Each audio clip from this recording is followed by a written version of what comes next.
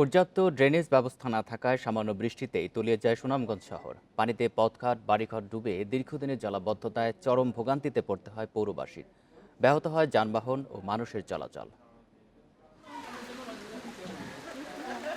সামান্য বৃষ্টি হলে সুনামগঞ্জ পৌর এলাকার রাস্তাঘাট ডুবে যায় পানিতে, তলিয়ে যায় বাসাবাড়ির দোকানপাট সহ বিভিন্ন প্রতিষ্ঠান।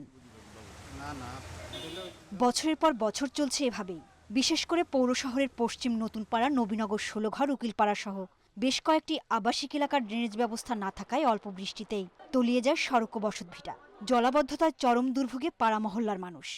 মানুষের বাসা বাড়ি আছে, অনেক সুন্দর সুন্দর বিল্ডিং, 2 তলা 3 তলা, কিন্তু যখন বৃষ্টি হয় তখন হাঁটু পানি ভেঙে বেরোতে হয়।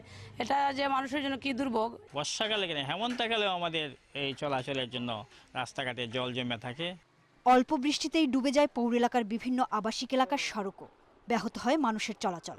গত 3 বছরে বৃষ্টির পানিতে শহরে আরো ভয়াবহ হয়েছে জলাবদ্ধতা। রাস্তা যদি সুন্দরভাবে উঁচা করে দেন কিংবা ড্রেন দেন, তা আমরা চলাফেরা করতে একটু সুযোগ সুবিধা পাই। পানি আসলে পরে খুবই অসুবিধা, আমরা হাঁটু পানি ওরাত পানি ভাঙ্গে ছেড়ে আমরা যাইতে হয়, ড্রেন নাই। দুর্ভোগের কথা স্বীকার করে পৌর মেয়র বলছেন, জলাবদ্ধতা নিরসনে কাজ চলছে। একটা পরিকল্পনা গ্রহণ করেছি, সেই পরিকল্পনা বাস্তবায়নের চেষ্টা করব। আমরা প্রত্যেকটা জায়গায় আমাদের যে পুরনো ড্রেনগুলো আছে সেটাকে আবার নতুন ড্রেনে রূপান্তরিত করা।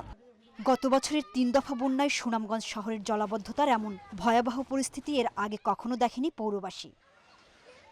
Independent news desk.